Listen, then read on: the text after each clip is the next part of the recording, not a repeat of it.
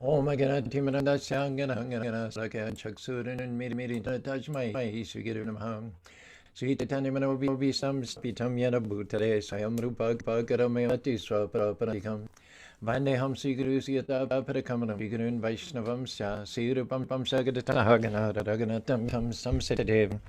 Sadbaitam Savirutam Parijasaitam Krishna Chetandevam. Sri Radha Krishna Panapadan Sakana Larita Shikan Vitam Sham. Namo Vishnu Padaya Krishna Pastaya Bhutare Srimati Bhakti Vedanta Swami Tanamanamuste Sarasati Devravani Pachadine Nirvishesa Sanvari Praskata De Satane Sri Krishna Chaitanya Prabhu Nityananda Shri Advait Gadadhar Shiva Siddhi Gaur Bhagavindam Narayanam Yanam Namaskritam Chevanaratimam Dem Sarasatim Vyasam Tato Jayodhira Ishtapreshu Bhadresu Nityam Bhagavadasya Seva Bhagatiyatam Mashoki Bhagar Bhavati Naishtaki Nigamakapurugaritam Paradam Shushukamamita Jabjabishamitam Vata Bhagadamadam Rashmari Mahora Harushikabuhin Krasadam Bhagate Nami Sharakara Ishtanisha Padana Kodinodidam Tamapia Dabishita Bishatam Bibus Samene Bidam Bidit Sadam Kyahidu Homamaram Sanklation Ibanam Namustina Nataham. Everybody's telling me I got an echo. That's why we're late, because I had all kinds of problems getting the sound dialed in, and apparently it's not even good now. So let me try something here. Okay, check one. Hello. All right. Let me know if that's better. Okay. Give me your comments here. Is echo still there? Yes. No. Raleigh. Bye, Bobby. Waiting to hear back from you. There are all kinds of difficulties here with the sound recently. By the way, we're on tomorrow night with Bergen County. We're gonna dig up the presentation. Is it bad still? I mean, by repeating words, Raleigh says yes. That really doesn't tell me anything static. You need to talk. Give me some clear actions here. Is it good or bad? Do I need to try again or not? That's what I need. I need to know. Dehino minyada dehi kumaram yovanam jara tata dehantana. Still repeats. Okay. All right. I'm wrestling this for the last 20 minutes already. So let's see. I don't know. I may not be able to solve this problem for some reason, and it's intermittent, so you never know when it's going to occur. Okay, check 1 2 3 3. Check 1 2 3. Sounds like 2 inputs. Now test 1 2 3 3 2 3 1 3. Check 1 1 3 1 2 3 1 2 2 3 4 5 6 6 7 8 10 10 9 8 7 6 5 5. Still reading. Well, honestly, folks, I don't know what to do. I started at a quarter past. Now it is a quarter to, practically speaking. We may have to cancel our broadcast today, because honestly, this is strange to me. Try one more time. Test 1 2 3. Oh, I see what you're talking about. Yeah, it sounds terrible, doesn't it? Test 2 3. I see what you're saying. It's an echo. I'm not sure what to do about that. Unless we can't tell. Check 1 2 2. Remove Zoom. Oh, that's a good suggestion. Remove Zoom. Yeah, that would be. That's what we might have to do. Is we might have to just I don't know, cancel for the day. Unless you talk continuously, we can't tell. One last time. One last time. Bad. I'm doing all the same things that I've done dozens of times before, but I'm getting it resolved. Yes, chest 1, 2, 3. Test 1, 2, 3. Test 1, 3. 3. Test. 3. Test. It's still an echo there. Well, we'll exhibit tenacity here. Go into the sound sync and stereo microphone out. Stereo microphone. The problem is you can't. Okay. Test 1, 2, 3. 1, 2, 3. 1, 2, 3, 3, 1, 2, 3. 3. You're saying there's two. It's like there's two voices here. Well, we'll just have to abort for today. I'll work on this, see what we can do. Our verse was a good verse here. The 18th verse, 5th chapter, 1st canto, Srimad Bhagavatam, part 1. Had a good discussion lined up, but apparently it was not meant to be. Mr. Chrome, Mr. Zoom, Mr. Google did not want us to communicate with you today, so leave you to your own devices. What's that? It seemed like it was just fine that entire time, Prabhu, once you said that you weren't going to do the show anymore. Rob says it's fine now. It seems that way. Bummer. George Pratt says bummer. Rob says it's fine now. Does anybody agree with that? Is it fine or is it not? It sounds okay. Don't go. Sounds okay right now. Don't go. That's a little bit contradictory. My voice says it sounds okay, but don't go away. Okay. All right, let's go. It's 7:41. We're 11 minutes late. So I apologize for that. Thank you for your patience. Okay, fine now. I don't know what I did. I have no idea why it all of a sudden decided to work, but let's not waste any more time. That was a test. We all passed it, I think. Tashaiva heto preteta kovido nalabyate yatpanama talabyate dukavadanyata sukam kalina sarvata gabhira ramasha. Kovida, Tashaiva preteta kovida. Kovida means intelligence. Persons who are actually intelligent and philosophically inclined should endeavor only, O-N-L-Y, for that purposeful end, which is not obtainable even by wandering from the topmost planet, Brahmaloka, down to the lowest planet, Patalaloka. The more I give classes, the more I realize how pivotal this verse is in the 18th chapter, how often it comes up over and over and over again. O Brahma Bhuvanaloka Parnarabhati Mamapet Purnarjanmanamidita. From the highest planet, Brahmaloka, there's 14 planetary systems. We're in the middle, Burloka, the higher Shwa Loka, Bhuvashva. 14 planetary systems stacked from Brahmaloka down to Patalaloka. And what you can obtain by wandering from up and down, from higher planet to lower planet, from various species, is not worth endeavoring for if you're an intelligent and philosophically inclined person. You should endeavor for that end, that goal, which is not obtainable from the highest planet to the lowest planet. 7th chapter of the Bhagavad Gita says, Parash tajmatabhavo anya. Anya means other. I think it was Solomon in Ecclesiastes who described the world as an upside down bowl. We look up, we see the sun, and the sun, we see the sky, and it resembles a bowl. And we're in this bowl, and inside this bowl, everything that happens is vanity, vanity, all is vanity, the wisest man said.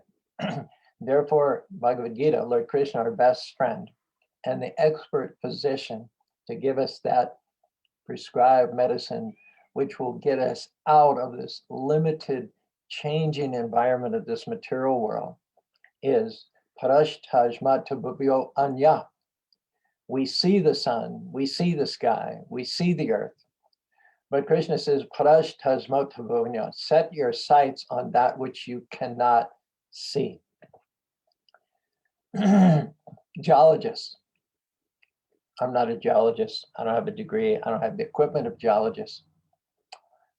What geologists can do with their advanced scientific implements and their instinctual training.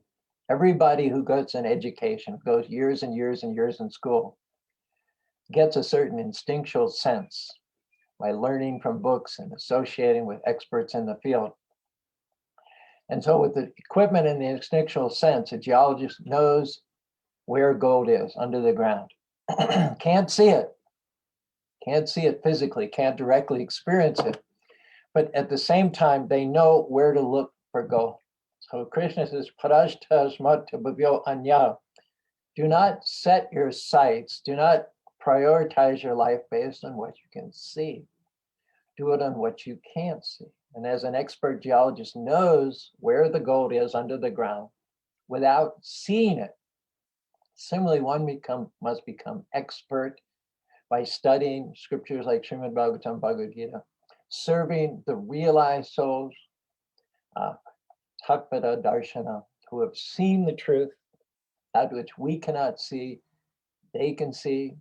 What is it that the advanced geologists / spiritual scientists can see that we can't see? Or why is it that they can see what we can't see? Premanjana chudita bhakti balochanena santa sadaya varidaya shubhida yam shayama shurama chinta guna shurabam govinda maripurisham tama. What do you need in order to be able to see that which is beyond the range of our mundane vision? You need eyes tinged with the salve of love. You have trouble seeing something clearly, discerning what it is.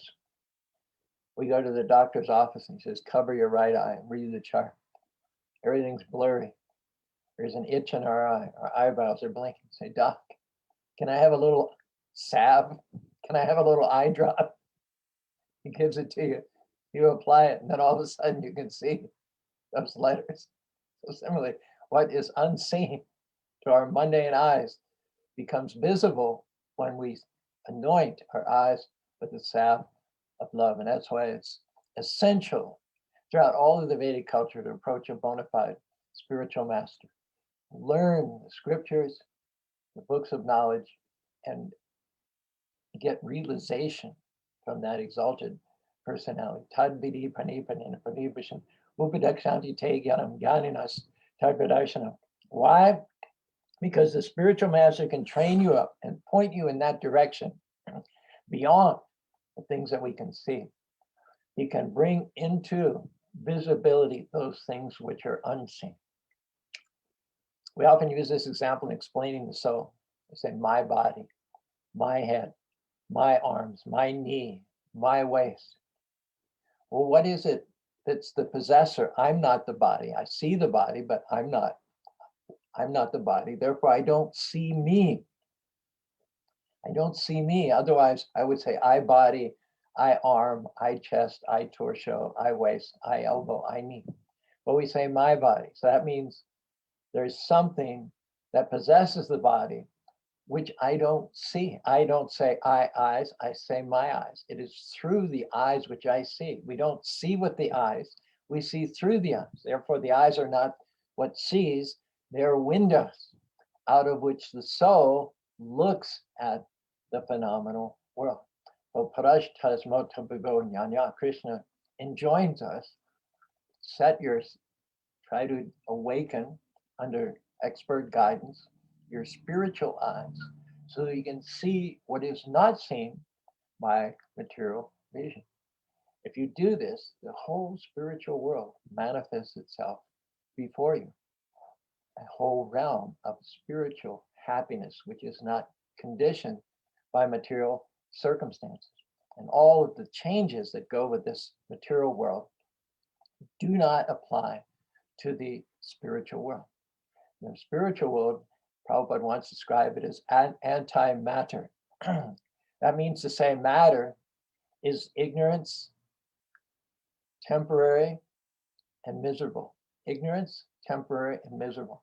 So antimatter or spirit is eternal, full of bliss and knowledge. Therefore, those who are kovida, who are intelligent, their priority is not the seen, manifested, mutable, changing world, but it is the unseen, eternal, stable, unchanging spiritual world which lies beyond the material pale. Prabhupada says, as far as happiness derived from sense enjoyment, the action, interaction of the senses and the object of the senses, it can be attained automatically in due course of time, just as in course of time we attain miseries, even though we do not desire them. Does anybody pray for miseries? If you imagine kneeling at the end of day, praying, Lord, let me break my leg at soccer practice tomorrow. Lord, those tests that the doctor took, let them come back positive for cancer. Lord, let my house burn down. Lord, let me get into a traffic accident. Does anyone pray for these miseries? We don't want them. We don't pray for them. We do everything we can. We try to look ahead. We try to foresee. We try to guard against accidents and unfortunate circumstances. Every waking hour of a day, we're trying to avoid discomfort, inconvenience, and we're trying to increase comfort, pleasure. And yet, in spite of our best efforts, in spite of our not wanting these things with all of our heart, we do break our legs, we do get cancer, we do get traffic accidents, we do lose our jobs. Many of those what ifs actually come to pass, and we don't pray for them, but they come anyway. So in the same way that misery comes without our praying for them, happiness is going to also come without our praying for them. There's a verse in Prahlad Bhagavatam.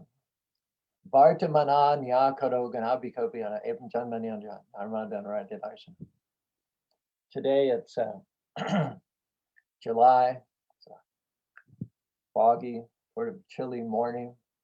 As the sun goes up, the earth heats up. By noon, 1 o'clock, it's going to be oppressively hot. So, because this is the nature of this particular day in July, it's safe to assume that there have been many Julys like this in the past, and there'll be many Julys like this in the future with the same characteristics, the same symptoms, the same sort of evolution throughout the day, from cool to hot to cool again. And similarly, February. February is chilly, high of 30, low of 15. You cannot go out without a jacket or a sweater. Sometimes it snows. So you can also safely assume that there have been Februarys just like that in the past, and there will be Februarys like that in the future. Everything is a mixture of happiness and distress, and there's nothing you can do to change it. It is sheer foolishness, idiocy to spend your whole life trying to increase pleasure and minimize displeasure, minimize unhappiness. And you might as well try to make it cold in July and hot in February as to change them. Everything is as a result of our past karma, which is inalterable. Prabhupada gives the example that if the high court passes a judgment, they give you a punishment. You have to pay a fine. You have to do community service. There's nothing you can do to change that. There's nothing you can do. You have to do the community service. You have to pay the fine because you got the order from the high court, and there's nothing you can do to contravene the verdict of the high court. Similarly, what our pleasures and pains are going to be in this life are already preordained, not randomly, not whimsically, but by the choices that we made in our past lives. So this current life is a mixture of happiness and pleasure, hot and cold, honor and dishonor, distress and distress, health and sickness, and there's nothing we can do to change it from how we act this day forward, this moment forward. Our destiny is in our hands. But in terms of what we've done in the past, that is unalterable. So those who try to increase their pleasure and decrease their pain, they just don't know what they're doing. Prahlad Maharaj says in the 3rd verse of the 6th chapter of the 7th canto of the Srimad Bhagavatam, Shukam Aindradikam Daicha Dehi Yogina Dehina Sarvata Labhate Deva Yatra Dukam Ayantanaha. My dear friends, during recess time, he's speaking to his demoniac schoolmates. He says, the happiness perceived with reference to the sense objects by contact with the body can be obtained in any form of life according to one's past fruitive activities. Such happiness is automatically obtained without endeavor, just as we obtain distress. Rishabh says, Nayam deha deha prija kashtan kamane vidbujanye. Why try for the same pleasures which are automatically available to the vidbujanye, the dogs and the hogs? They don't have degrees from the university. They don't have motor cars. They don't have high-rise buildings. They don't have airplanes. And yet they get sense pleasure. The hog, we used to keep some pot-bellied pigs here, and they would eat the most obnoxious things with a big smile. I don't know if you've ever noticed, but pigs can smile from ear to ear. They would eat the most obnoxious things with a big smile. We wouldn't get any pleasure out of eating those things. We would want to upchuck. But their taste buds, this nerve endings are arranged in such a way on their tongue that not only do they enjoy, but things which would make us sick, us unhealthy, they have a digestive system which can convert that into energy and carbohydrates. That's the way their body is composed. The hog eats stool with a big smile on his face, gets nutrients from that, gets energy from that. And we can't get such benefit from unwanted, discarded garbage and stool. So the hog is better equipped, better built physiologically, anatomically. The hog is better built to get more sense gratification out of our surrounding phenomenal world. The pigeon has sex 50 times a day. Why should we, with advanced human body, try to compete with the hog in terms of enjoying foodstuffs, compete with the pigeon for sex life, compete with the bear for sleeping? Why should we do that? They're better built, they're better equipped to enjoy sense gratification than we are. Why should we, with our advanced intelligence and the intellectual capacity that we have, prioritize the same things which come to the hogs and the dogs without their even trying or developing qualifications for them? It makes no sense whatsoever. We are uniquely qualified to understand that which is unseen. You talk to a dog about the soul. You say, my dear soul, do you realize that inside of that dog's body there's an eternal spirit soul, part and parcel of Krishna? Never was there a time, Mr. Dog, when you did not exist, nor I exist, nor all these others around. The dog just thinking, when's he going to give me the bone? When's he going to stop talking and give me a bone? Janisha Maham Aham Mameti. That which is unintelligible to the animals, we can understand. Deas tu sarvasangato jagatashuriti. We hear about the fact that we have a gross physical body made of bhumiyarapona lukam, earth, air, fire, water, ether. We hear from the Bhagavad Gita, apariyamitastu anirmina, that within this gross body, there's a subtle body made of mind, intelligence, and false ego. And we also can understand, without seeing it, that within the gross body of earth, air, fire, water, and ether, and within the subtle body of mind, intelligence, false ego, just like you have an overcoat, and under the overcoat you have a shirt, and then within the shirt you have you. So similarly, within the gross body and within the subtle body, there is Deas tu sarvasangato jagata sturiti diva aparmaiva deasha mandala lokaram jano. There is the eternal spirit soul, the I, who is the possessor of the body, who is not the body itself. Only humans can reason in this way. Why should we obviate advantages of the human form of life by chasing after the same pleasures which are available to the hogs and dogs.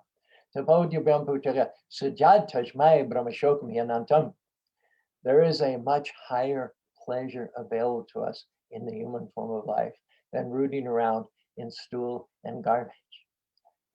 The hog may think he just died and went to heaven when he gets into a garbage patch, but that is distasteful. That is repugnant and repulsive to us. We are meant for Ramante Yoginom Ananta. We are meant not for feeling pleasures which are stimuli from the action and reaction of the senses and the sense objects. It is said, what is it said? I forget the verse. It'll come to me. It'll come to me. Again, it's using the word in Yehi sam sparshaja baga duka yone adiantabanta nati shukamana. Yehi sparshaja. Sparsha means touch. Touch, taste, smell, sight, and taste. Yehi sam sparshaja duka yone evacha adiantabanta. The pleasures of sense gratification have a beginning, a middle, and an end. And it is said by Krishna in the Bhagavad Gita that intelligent people do not participate, do not buy into, do not indulge in those pleasures which are temporary, which are only due to the stimuli of the senses and the sense objects, which have a beginning, a middle, and end. Those who are intelligent understand that they are going to go for that which is eternal, that which is unchanging, that which is permanent, not that which is endlessly mutable. On the other hand, the material world is not populated by people who are intelligent by these definitions. Every man, everywhere we go, everywhere we see is trying to attain, to squeeze out the greatest amount of sense enjoyment by their endeavors. Some do it through trade, industry, economic development. Others do it through political sovereignty or supremacy. Some of them are engaged in fruitive work in order to become happy as karmis in the next life by attaining the higher planets.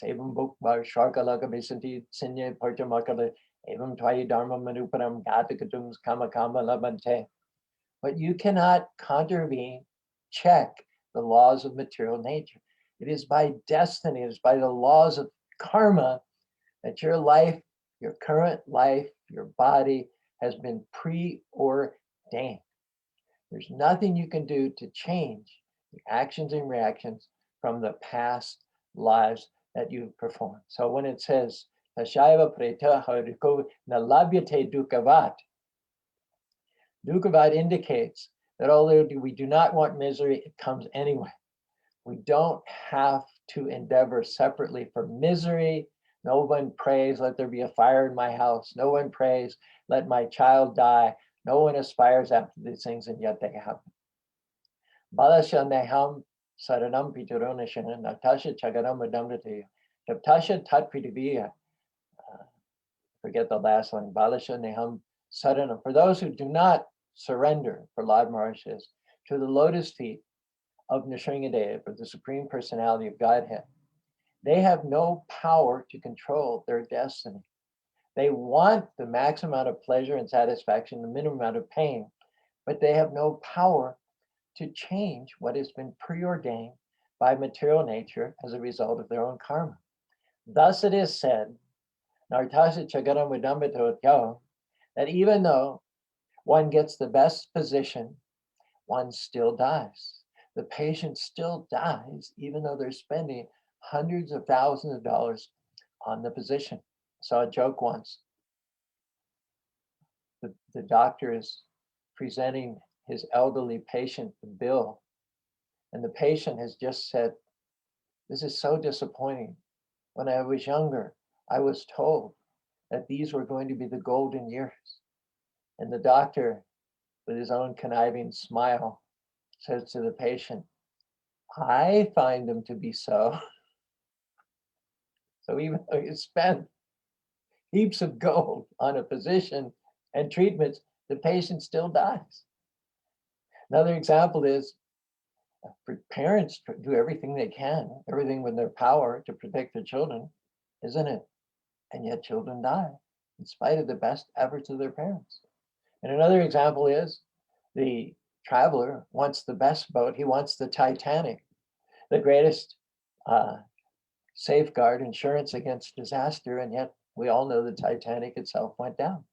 So in spite of the best physician, in spite of the best boat, in spite of the parents' efforts to protect the child, if you are not saranam pitaroni shrinam, if you're not surrendered as an atom in the service of the lotus feet of the Lord, there's nothing you can do to protect yourself, your children, your dependents, your loved ones. It is all preordained by the laws of material nature, and therefore the material condition cannot be improved. Oftentimes, the so-called improvements that we put into place cause more distress than the original problem itself. This is contradictory. This is, you work hard and you get a result the opposite of what it is that you wanted. You work to the alleviation of material miseries, frustrations, and disappointments, and yet the result of your work towards that end is that you get more material frustrations, disappointment, and reversals. Had you not worked in that misdirected way, you would right now be a lot happier. You wouldn't be able to do anything about your past karma, but at least learning to tolerate it, put up with it, outlast it would be a consolation. But no, the materialistic people in their abysmal ignorance strive constantly, misdirectedly, to try to change their destiny. Again, Prahlad Maharaj, although only a 5-year-old boy, has a lot to teach us in this regard. In the 41st verse of the 7th chapter, Srimad Bhagavatam, Prahlad Maharaj says, Ya arta ia karmani. We work arta for a result which we hope will alleviate miseries.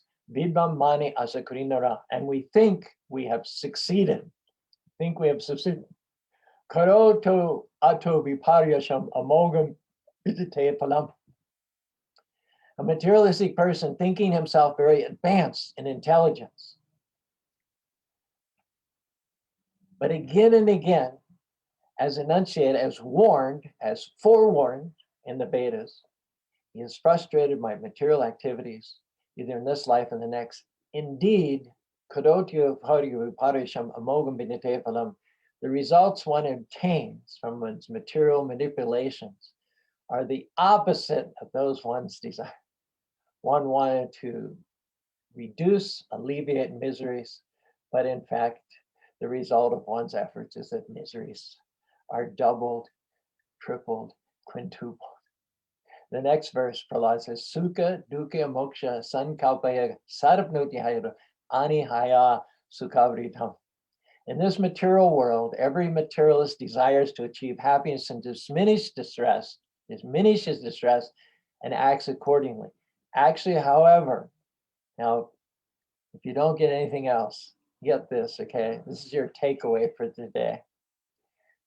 One is happy as long as one does not endeavor for happiness. I'm going to repeat that. That's so catchy. I mean, you think about it, it's so true. One is happy as long as one does not endeavor for happiness. We got here in Spanish for the last 10 years or so, we're part of the WOFA program, Worldwide Opportunity for Organic Farmers, Workaway program, which brings people, young people from other countries who are here in America, as well as Help Exchange. These are mostly college graduates. They have BAs, some of them MAs, some of them even PhD students. They've spent years and years in the classroom, in front of a computer, studying academically, theoretically, hypothetically. But the first thing they do when they get their advanced degree of technology is they want to come here to this Krishna temple in Spanish Fork and get down in their knees in the dirt and pull some weeds. We just had a girl arrive a couple of weeks ago. I checked pastor. It was her first day. I said, how are you doing? How's your first day? She said, I'm so grateful to be weeding in the garden. So grateful to be weeding in the garden. This is happiness, to have land, a cow, have your family around you, your extended family, your parents, your grandparents, your nephews, your nieces, your aunts, and your uncles, and to be working the ground. This is happiness. Simple living, high thinking. Anabhavati bhutini parjana, yagya kamasham, yagya kamasham. With all of our technology and with all of our advancement, it's not raining. We're in a drought here in Utah. It's been years since we've had the adequate rainfall. What can your technology, what can your computers, what can your big high-rise office buildings, your Adobe, your Flash technologies, your Oracle, what can they do to bring rain? Anad bhavati bhutini parjana yagya karma shavam bhava. Not by trying independently and misdirectedly to increase sense gratification, but by yajna, by sacrificing, by acknowledging, by worshiping the Supreme Lord, without whose sanction we don't get rain. And if we don't get rain, we cannot survive. Human society, as prolific as it is, as populated as the earth is by human beings, there is actually the specter, the foretaste. And I don't mean to be doom and gloom, because you always see me day after day with a smiling face talking about what a great future one has if one is connected to the Supreme Personality of Godhead. At the same time, if we don't make that connection, if we don't get very, very serious about prioritizing that which is beyond temporal, about striving for that which is beyond beginning, middle, and end, we don't make the connection to the Supreme Personality of Godhead, I think many of you will agree with me that there is the specter on the horizon of the extinction of the human race. And honestly, how bad could that be? Really, everything would go back to its natural state. The rains would come, the rivers would flow, the air would purify itself, the acidic chemicals would some or other dissipate themselves. We'd go back to a state of purity. So the end result of all of our technology and our advancement is it's not raining. The climate is warming. Things are getting extreme and unnatural. And what it means is, if you look at it practically and objectively, the result, the fruit of the advancement of the last 100 years is that for the first time in millions and millions of years of human history, human society is on the brink of self-extinction. And I don't want to end on that note, because that's not the fate of those who are Krishna consciousness. Those who are of us who know Krishna, it's important that we double down on our practices, chanting Hare Krishna, Krishna Krishna, Hare Hare, Hare Ram, Ram Ram, Hare. Because honestly, I'll tell you, if you're a Krishna devotee and you don't have a taste for chanting, and you don't yet, after having practiced for decades and decades, and you're not yet able to penetrate beyond the material screen and see spirit beyond that, then you're doing a disservice to yourself and to society. If people see that you're worried and distressed about the same things that the materialists and sense gratifications and worried and stressed about, they're going to say, what's the use of being a devotee? His buttons get pushed in the same way that my buttons get pushed. Again, this is from Rishabdev. Yatayu kamashmi kalabata shuteshu dadashu chinta sankeka vibhankara yatash shrama eva kevalam. If as a result of your chanting and you're being a devotee and you're visiting the temples and you're taking prasadam and enjoying the festivals, if as a result of all that, you're still stressed in the same ways that the materialists were stressed, then all of your so-called devotional posturing and pretending is a waste of time, because frankly, you're still a materialist, just like society in general. Don't be mad after sense gratification. It is sense gratification, practiced and pursued in our previous lives, which have resulted in this current body with all of its pains and pleasures, and death ultimately waiting us individually and perhaps collectively on the horizon. We are discouraged from taking that path. Noram pramata kuritevi karma yat India prayatutna shadumani yatman ashana pliya kaishari. It is stated by Rishabdev in the 5th canto, when a person considers sense gratification the aim of life, he becomes mad after materialistic living, engages in all kinds of sinful activity. He does not know that due to his past misdeeds, he's already received a body which, although temporary, is the cause of his misery. Actually, the living being should not have taken on the material body, but he has been awarded the material body for sense gratification. Therefore, and we'll finish up with this emphatic statement by the Mahajan, I think it not befitting a Kobita, an intelligent person, to involve himself in the activities of sense gratification by which he perpetually gets material body one after another. Rather, one should try for that end which is not obtainable by wandering from the highest planet to the lowest planet in this material world. One should strive to go back to home, back to God, where life is eternal, full of bliss and knowledge. So we're ending on time. We didn't have our full span of time today because so many technical problems, and I can assure you that they won't rear their ugly head again tomorrow, because honestly, I don't know what the cause of it is, but I'll do my best to try and work it all out before 7:30. Thanks for your patience for a late start today. We will pursue this topic tomorrow, but I think we've made ourselves pretty clear. Rather, the great souls, the Mahatmas, have made themselves pretty clear about what our priorities in life should be. So hopefully everybody got it today. Have any takeaway, any summary words, Rob? Rob lives a simple lifestyle, an agrarian lifestyle, down in the dirt, taking pleasure from growing things. So he's someone that could probably put the cap on our discussion today. I was just going to keep it simple and just say, live simply, chant, and be happy. Here, here, here, here. I'll second that. And I think all of our listeners will second that as well. Thanks very much. Keep it simple, live simple, keep your loved ones nearby you, be self-sufficient as much as possible, grow your own food, get down in the dirt. This is our formula for happiness, this Transcendental Tuesday morning. Thanks very much for those who joined us, especially exercising patience. There are technical difficulties in the beginning. Thanks very much, Prashant, for all your wonderful quotes. Prashant's working. He's working just as hard as I am during this session. Dr. Gary, appreciate it. Raleigh, Christine, bye-bye. Thanks, you guys, for your feedback in the beginning so that we eventually arrived at that point where there wasn't two people speaking and echoes and static and all that stuff. The difficulty is I don't know how we did it, but we did it. Thanks, Govinda Dave. Appreciate your coming on board as well. Jayashree Radha, many comments from hers, penetrating, discerning comments. I urge you to read them. I will.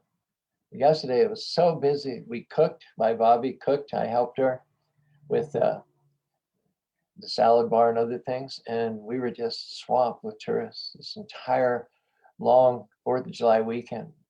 I looked out the window one time, and down there by the llamas and the cows and peacocks, there were like 50 people, families, children, grandchildren. It's a river. We're getting inundated here by tourists from all over the world now that COVID's over and now that the weather's good. People are going to Zion, Bryce, they're going to Moab, they're going to Yellowstone, and they're seeing our billboards on the freeway and stopping by for a wonderful, serendipitous, pleasant, unexpected interlude with the animals, Krishna's prasadam, Krishna's devotees, Krishna's temple. Thank you, Krishna, for having given us this wonderful facility with which you can receive all of your parts and parcels and send them on their way with a little bit more spirituality, a little bit more discernment in their lives. Jai Sri Radhe, Prakash. I don't know if there's any other person yet. If I overlooked you or left you out, please forgive me. But that's it for Transcendental Tuesday. We'll be back to speak more on this very important subject tomorrow. In the meantime, keep chanting, Hare Krishna, Krishna Krishna, Hare Hare, Hare Ram, Ram Ram, Hare Hare. Developed by chanting and taking prasadam and associating with devotees and understanding deeply the philosophy, develop that transcendental vision by which the unseen world becomes seen. Om Tat Sat. Pancha Kalpatarubhyascha. Kripa Sindhivya Vajapatitanam Puvinebhyo. Vaishnavebhyo.